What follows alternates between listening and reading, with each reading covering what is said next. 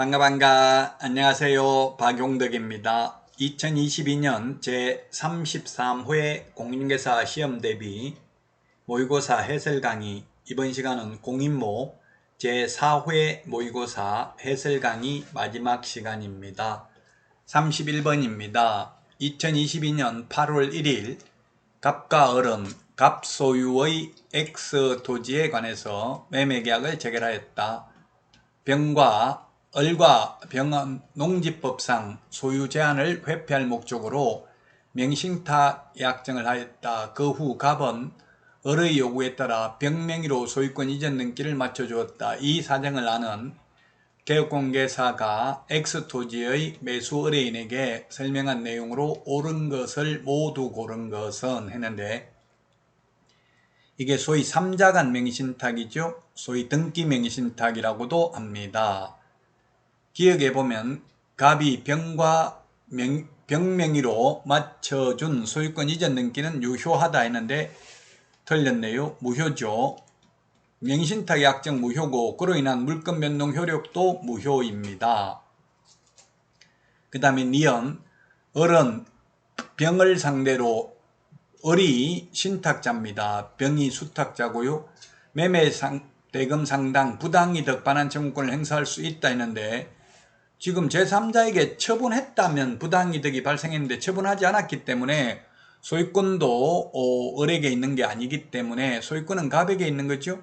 그래서 부당이득 발생한 게 없기 때문에 행사할 수 없습니다. 다만 제3자 만약에 정에게 처분했다면 부당이득 반환 청구할 수 있을 것입니다. 디귿, 을은 을 신탁자는 갑 매도인을 대위하여 병수탁자 명의의 소유권 이전 등기 말소 청구할 수 있습니다. 네, 이게 맞는 내용이네요. 따라서 정답은 3번입니다. 소위 등기 명의신탁인데요. 또는 3자간 명의신탁인데, 최근 5년간 공인중개사법에서 이 부동산 실권리자 명의등기에 관한 법률이 4문제 출제됐습니다. 거의 해마다 나왔다는 이야기죠. 민법에서는 반드시 출제되니까요. 꼭 숙지를 하셔야 되겠습니다. 자, 다음은 32번 문제 보도록 하겠습니다. 틀린 것입니다. 확인설명서 작성에 대해서 틀린 것.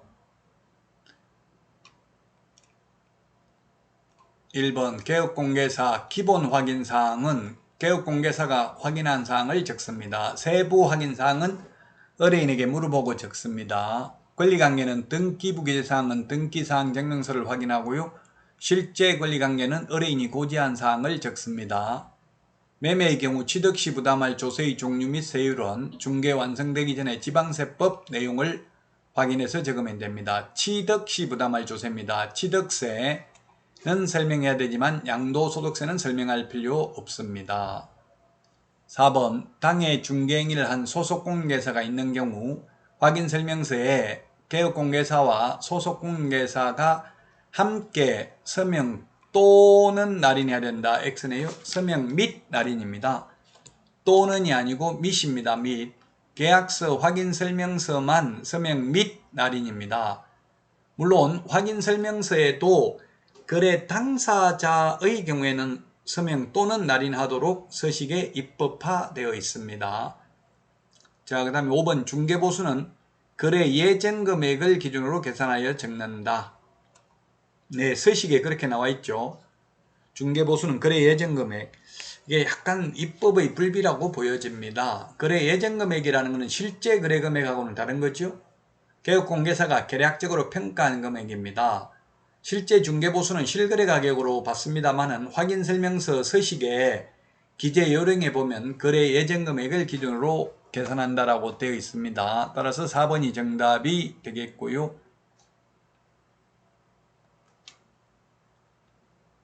다음은 33번 문제입니다. 부동산 거래 질서 교란 행위를 신고하려는 자가 제출해야 되는 서면에 해당하지 않는 것입니다. 신고인의 인적사항, 피신고인의 인적사항, 그 다음에 부동산 거래 질서 교란행위 발생 일시 장소 및 그 내용, 4번 신고 내용을 증명할 수 있는 증거자료, 5번 신고 내용을 이게 5번 정인의 인적사항, 이게 틀렸네요. 5번 정인의 인적사항. 정인의 인적사항이 아니라 참고인 인적사항입니다. 정인 X가 되겠습니다. 정인은 이게 민사소송, 형사소송에서 정인을 서게 되면은 만약에 거짓말 한 게 들통나면 나중에 위증죄로 처벌받죠, 정인은. 그래서 정인 데려가기는 어렵습니다. 따라서 정인 인적사항은 제출할 필요 없습니다. 참고인 인적사항은 제출해야 됩니다. 정인이라고 해서 5번이 틀린 정답이 되겠습니다.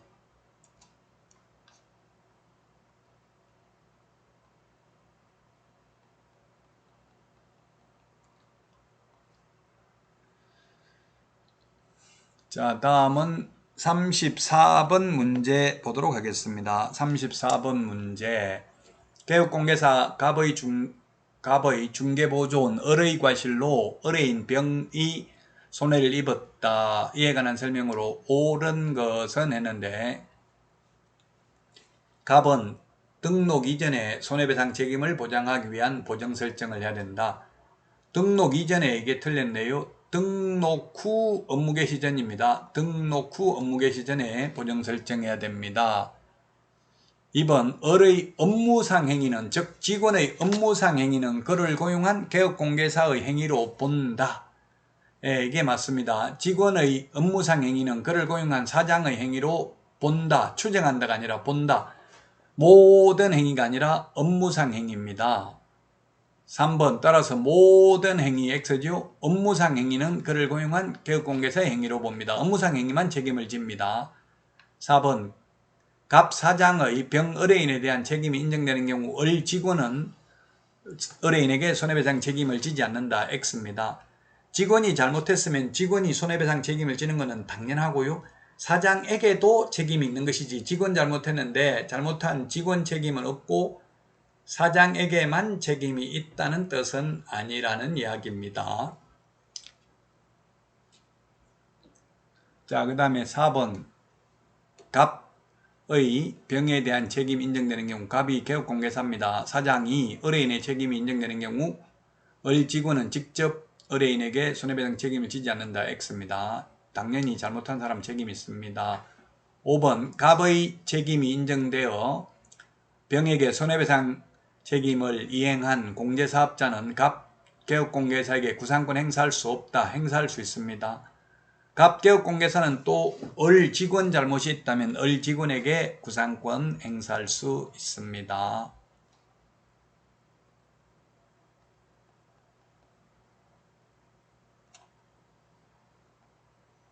자, 다음은 35번 문제입니다. 35번. 농지법에 대해서 옳은 것입니다. 1번 농지를 취득하려는 자는 농지 소재지 관할 시장, 군수, 구청장. 군수 X입니다. 군수 X. 군수 대신에 업장, 면장이죠. 2번 주말 체험용 농을 하려는 사람은 총 1000제곱미터 미만입니다. 미만 농지를 소유할 수 있고, 이 경우 면적 계산은 세대원 전부가 소유하는 총 면적입니다. 세대원 전부 소유하는 총 면적이 1000제곱미터 이하가 아니라 미만이 되겠습니다. 1000제곱미터 미만이라는 점을 주의하셔야 되겠습니다. 자, 그 다음에 3번 공유농지 분할로 농지를 취득하는 경우 분할, 합병, 상속, 시효취득 이런 경우는 농지취득자격증명을 받을 필요 없습니다. 자, 그 다음에 4번 농지취득자격증명의 발급 신청을 받은 데는 그 신청을 받은 날로부터 4일이 아니고 7일 이내에 발급을 해야 되고요. 그 다음에 농업경영계에서 제출하지 않는 경우는 4일이고요. 농지위원회 심의 대상인 경우는 14일 이내에 발급하여야 합니다. 그래서 틀렸고, 5번 농업인이 상속으로 농지를 취득하는 경우 1000제곱미터 미만 소유할 수 있다. 농업인은 무한대로 소유할 수 있고요. 비농업인이 상속받는 경우는 10,000제곱미터 이하 소유할 수 있습니다. 10,000제곱미터까지만 소유할 수 있습니다. 비농업인의 경우, 즉 농업인이라고 했으니까 무한대로 소유할 수 있습니다.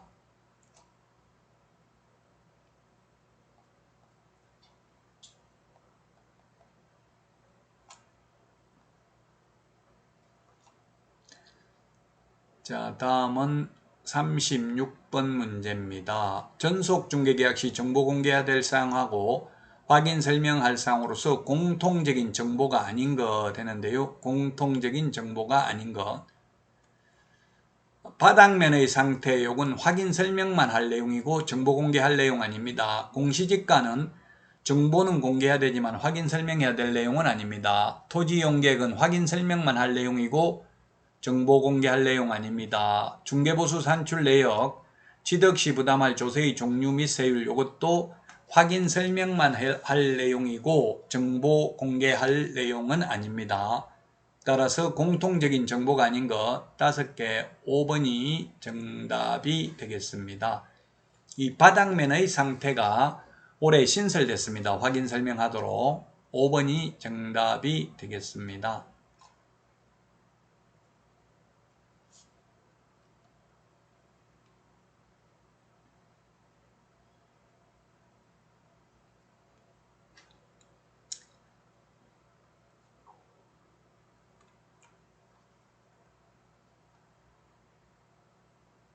네, 37번 문제 보도록 하겠습니다. 37번 문제. 상가건물 임대차 보호법 틀린 것입니다. 1번 임차인이 3개월 이상 감염병 예방을 위한 집합 제한 또는 집합 금지 조치를 받음으로써 발생한 경제사정의 중대한 변동입니다. 경미한 변동하면 X입니다. 중대한 변동으로 폐업을 한 경우에 사정 변경을 이유로 임대차 계약을 해지할 수 있다. 그게 뭐냐면 중대한 변동이 예를 들면 지금 월세가 100만 원인데 한 달 영업해도 월세 벌 돈도 안 된다면 그건 중대한 변동이라고 생각할 수 있겠죠. 근데 코로나 이전보다 예를 들면 매출액이 한 달에 10만 원 줄어들었다고 그걸 중대한 변동으로 볼지는 재판을 해봐야 알 수 있습니다. 얼마나 변동된 게 중대한 변동인지는 판사가 판단해야 될 부분입니다. 자, 그 다음에 2번 폐업으로 인한 임차인의 해지는 임대인이 해지 통고를 받은 날로부터 3개월 지나면 효력이 발생합니다. 즉 3개월 지나면 건물주가 세입자에게 보증금 내줘야 된다는 뜻입니다. 자, 그 다음에 3번 폐업으로 인한 임차인의 해지권은 이 법 시행 당시 존속 중인 임대차에 대해서도 적용이 되고요. 4번 폐업으로 인한 임차인의 해지권은 환산보증금이 일정 금액을 초과하는 경우 일정 금액 초과가 서울에서 9억, 괌 1억 채권역에서 6억 9천, 광역시 5억 4천, 기타 지역 3억 7천 초과입니다. 5번 임차인이 계약갱신요건을 행사하여 갱신되는 경우 임차인은 언제든지 임대인에게 계약 해지를 통고할 수 있고 임대인이 통고받은 날로부터 3개월 지나면 효력이 발생한다. 이게 틀렸네요. 5번이 정답이 되겠습니다. 주택의 경우 계약갱신요건 행사에서 갱신된 경우에도 세입자는 해지 통고할 수 있습니다만은 상가의 경우에는 예를 들면 4년 계약했다가 계약갱신요건을 행사하면 4년 연장됩니다. 그럼 4년 연장되면 원칙적으로 4년간 월세 내고 장사해야 됩니다. 상가의 경우 주택은 갱신요구에 의해서 갱신되더라도 세입자가 해지 통고하면 3개월 지나면 효력 발생합니다. 주택하고 상가하고 차이 나니까 주의를 하셔야 되겠습니다.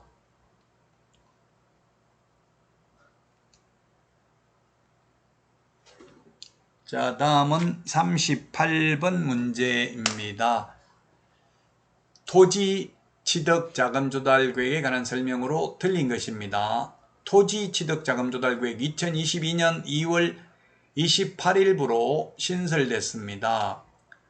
1번 수도권 광역시 세종특별자치시의 경우 지분 거래를 하는 경우에는 금액과 무관하게 자금 조달 계획을 제출해야 되고요. 2번 수도권 광역시 세종특별자치시에서 지분 거래가 아닌 경우에는 3억 이상 X네요. 1억 이상 토지를 취득하는 경우 자금 조달 계획을 제출해야 됩니다.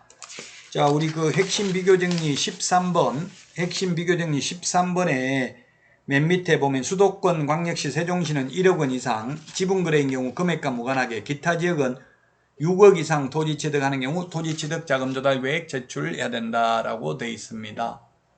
그래서 2번이 정답이 되겠습니다. 3번 신고대상 토지거래계약 체결일로부터 역산하여 1년 이내에 매수한 다른 토지가 있는 경우에는 그 토지 가격을 거래가격에 합산하여 계산합니다.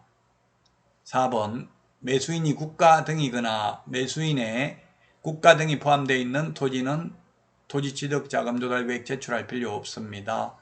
5번 수도권, 광역시, 세종특별자치시 외의 경우 6억 이상 토지를 취득하는 경우 토지취득자금조달계획 제출해야 됩니다. 자, 그러면 우리는 투자하려면 어디다 해야 되겠어요? 주택, 상가, 토지. 네, 상가는 하면 안 되겠죠. 상가는 아무런 규제를 하지 않는다는 것은 상가는 수익률이 안 난다고 생각하는 거죠. 그 정부에서 하지 말라고 규제하는 게 돈이 된다고 볼 수도 있습니다. 역발상을 한다면.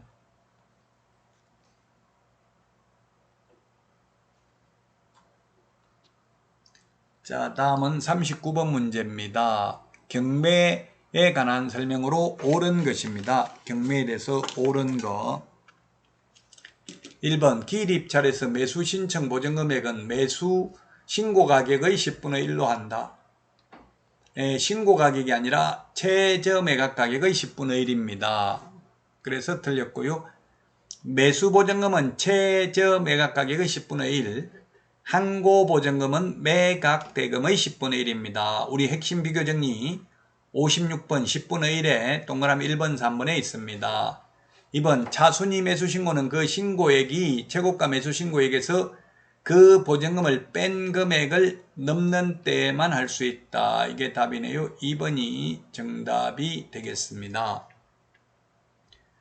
차순위 매수 신고인이라는 것은 2등입니다. 2등을 왜 뽑냐면 1등이 보증금만 걸어놓고 잔금 내지 않는 경우 2등에게 매수 기회를 주기 위한 것입니다. 그래서 시험에 최저 매각 가격이 2억인데 1등 하려고 2억 5천만 원 써냈습니다. 그러면 2등은 얼마 이상 써내야 되냐면 2억 5천을 써냈지만 매수 보증금은 2천만 원이잖아요. 그럼 2억 5천에서 2천만 원 뺀 2억 3천만 원보다 높게 써낸 사람 중에서 가장 높게 써낸 사람이 차순위 매수 신고인이 됩니다. 자, 그 다음에 3번 매수인은 매각 대금이 지급되어 법원 사무관 등이 소유권 이전 등기를 촉탁하는 때에 소유권을 취득한다. X입니다. 매각 대금을 다 낸 때에 소유권을 취득합니다. 그 다음에 대금 지급 기일이 기한으로 바뀌었습니다. 기한까지 내면 됩니다. 5번 재매각 절차에서 전 매수인은 매수 신청을 할 수 없습니다. 금반환의 원칙에 의해서.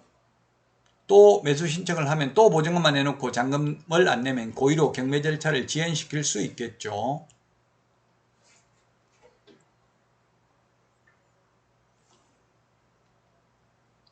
자, 다음은 40번 문제입니다. 매수 신청드린 등록에 관한 설명으로 틀린 것입니다.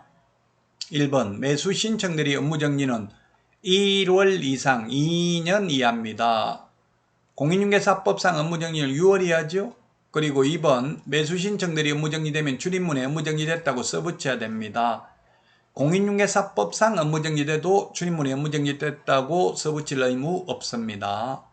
3번 협회는 등록관청으로부터 중개사무소 개설등록, 휴폐업 신고, 자격취소, 자격정지, 등록취소, 업무정지 등에 관한 사항을 통보받은 후 10일 이내에 법원 행정처장에게 통지해야 됩니다.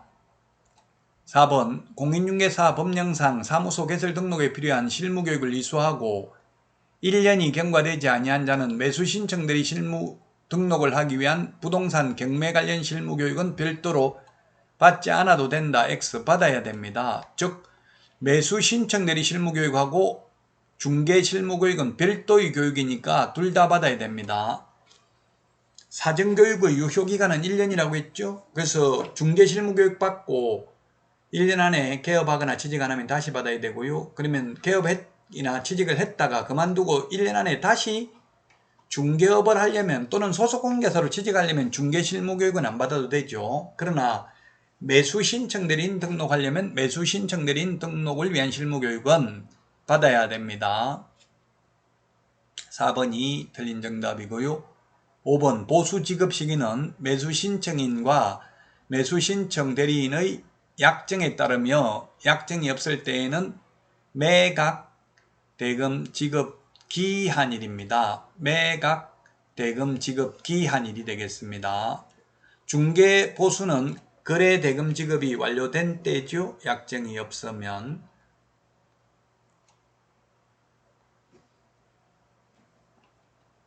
자, 여기까지 해서 2022년 제33회 공인중개사 시험대비 공인모 제4회 모의고사 해설 강의를 모두 마치겠습니다. 이제 여러분들 얼마 남지 않았습니다. 시간이. 건강관리 잘 하시고요. 끝까지 최선을 다해서 모두 합격하기를 진심으로 기원합니다. 모두 화이팅!